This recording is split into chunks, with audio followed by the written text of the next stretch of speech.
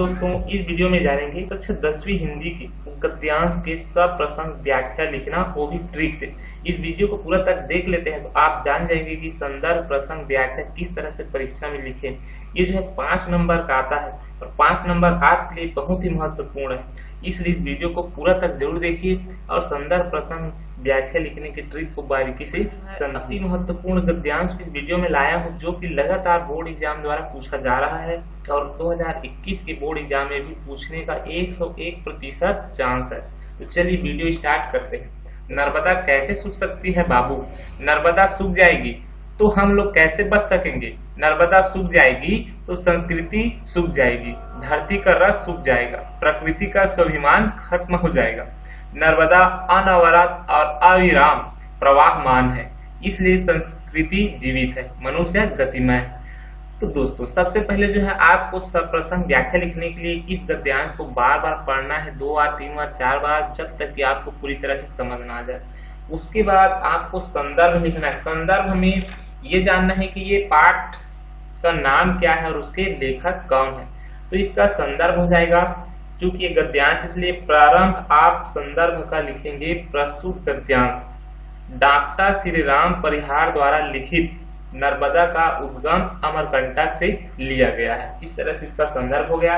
प्रसंग लिखने से पहले आपको इसे समझना है कि लेखक जो है किस बात पर हमें केंद्रित किया है, किस बात पर इस गद्यांश में फोकस है।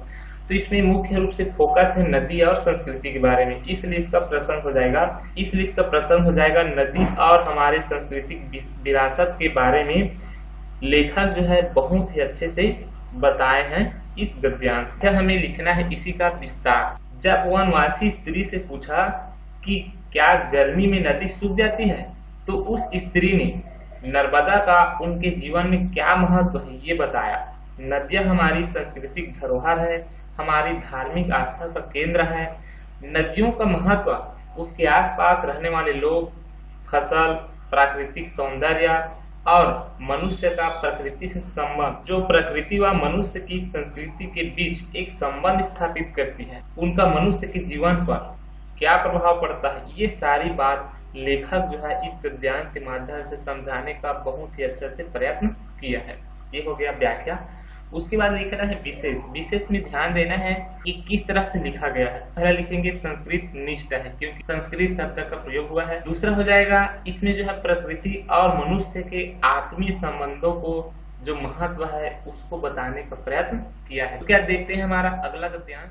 बाबा आदम के वनों को काट मैंने, पत्थर की सी जमीन खोद कर नरम कर डाली, उसे जोत बोकर हरा कर दिया।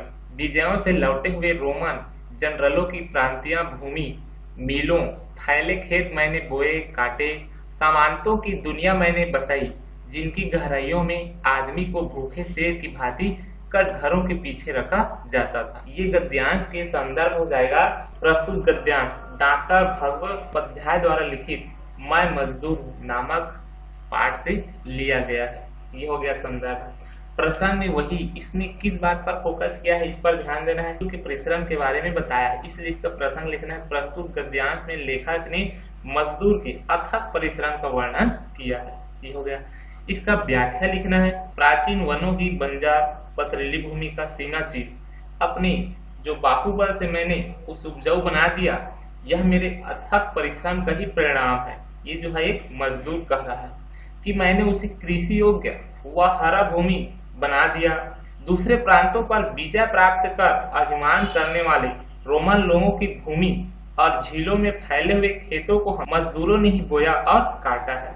छोटे छोटे रजवाड़े और उनके सामंतों को भी हमने ही अपने परिश्रम से गर्वित होने का अवसर प्रदान किया है। असमतल जो जमीन है उस पर भी हमने किले बनाए, जिनकी गहराइयों में मजदूर भूखे शेर की भांति बंद रखा जाता था, फिर भी हमने अथक मेहनत किया। इस तरह से इसका व्याख्या हो जाएगा। उसके बाद इसका विशेष एक होता है मजदूर वर्ग और दूसरा होता है सामंत वर्ग। तो इसलिए इसके पहला हो जाएगा सामंतवादी व्यवस्था और उनके अत्याचारों का वर्णन है।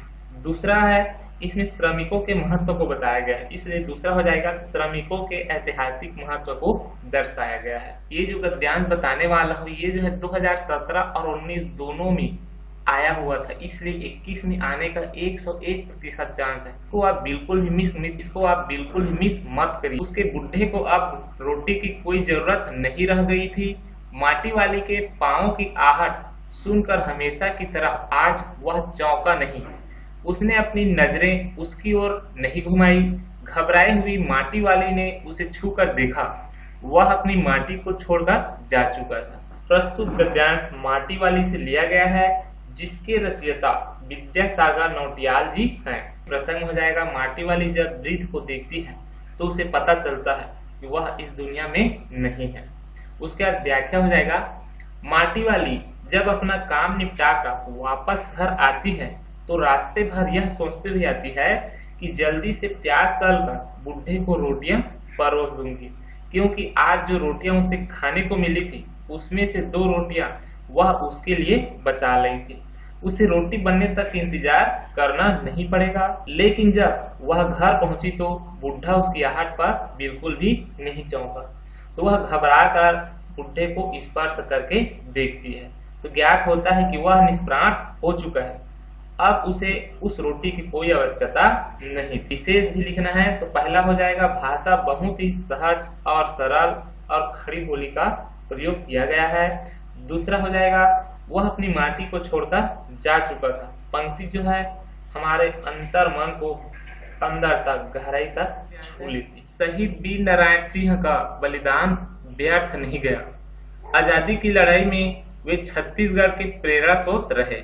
वीर नारायण सिंह छत्तीसगढ़ में 19वीं शताब्दी के पुनः जागरण काल में राजनीतिक सामाजिक संचेतना के संवाहक थे।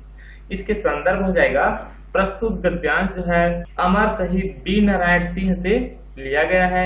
इसके संकलनकर्ता डॉक्टर सुनीति मिश्र है। इसके प्रसंग हो जाएगा, इसमें जो है वीर नारायण सिंह को फांसी देने के बाद जो जनता में आक्रोश हुआ था उसी के बारे में इसमें लेखक जो है बताया है। इसलिए इसका प्रसंग लिखना है, वीर नारायण सिंह को फांसी देने के बाद जनता में जो आक्रोश उत्पन्न हुआ उसका बहुत ही अच्छे से वर्णन किया गया है।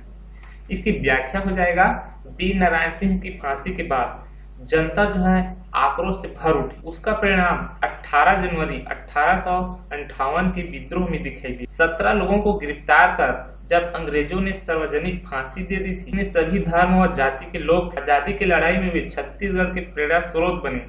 उनके बलिदान से जनता जागरूक हुई। 19वीं शताब्दी के पुनर्जागरण काल में वे राजनीतिक सामाजिक संचेतना के संवाहक थे। लोगों को अपने कर्तव्यों व अधिकारों के प्रति जागरूक करने में उनका महत्वपूर्ण योगदान है। इसे विशेष हो जाएगा, भाषा जो है बहुत ही सरल और प्रभावी है। दूसरा हो जाएगा, वीर नारायण सिंह जी के बलिदान के महत्व को बहुत ही अच्छे से इसमें बताए हैं। इस तरह से 2 विशेष हो जाएगा। अगला गद्यांश है, हिलना और झुकना अर्थात परिस्थितियों से समझौता। इस जीवन में समझौता नहीं, समन्वय नहीं, सामंजस्य नहीं, वह जीवन कहाँ है? वह तो जीवन की जड़ता है, जैसे यहाँ ठूंठ और जैसे यह पहाड़ का शिखर। सबसे पहले इसका संदर्भ लिखते हैं। प्रस्तुत गद्यांश एक था पेड़ और एक था ठूंठ से लिया गया है, जिसके रचनाकार कन्हैयालाल मिश्र प्रभाकर जी हैं। इसके प्रसंग, इसे मुख्य रूप से क्या कहा गया है, इसमें जो है हरे भरे पेड़ से मनुष्य के स्वभाव की तुलना किया गया है। इसलिए इसके प्रसंग में लिखना है, लेखक हरे भरे पेड़ और ठूंठ से मनुष्य स्वभाव की तुलना करते हुए बहुत ही अच्छे से वर्णन किया है। व्याख्या, मनुष्य जीवन में सामंजस्य का होना अत्यंत आवश्यक है। मनुष्य यदि परिस्थितियों से सामंजस्य स्थापित करते हुए आगे बढ़ता है तो वह दृढ़ता पूर्वक की उन्नति की ओर ही आगे बढ़ता है। ठीक उसी तरह जिस तरह पेड़ जो है अपनी जड़ से दृढ़ता पूर्वक जुड़कर पुष्प से पल्लवित हो उठता है, लेकिन जो हालात या परिस्थितियों से समझौता नहीं करते वह उस जड़ की तरह जड़ हो जाते हैं। ठीक उस ठूंठ की तरह समयानुसार विचारों में परिवर्तन आवश्यक, वही जो है जीवन की सार्थकता है। इसमें विशेष हो जाएगा, सबसे पहले तो इसमें समन्वय करने के लिए लेखक जो है बहुत ही अच्छे से बताएं, इसलिए विशेष पहला में होगा समन्वयवादी कोण का महत्व निरूपित किया है। दूसरा हो जाएगा संस्कृत निष्ठ। दोस्तों ये वीडियो कैसा लगा कमेंट करके जरूर बताइएगा।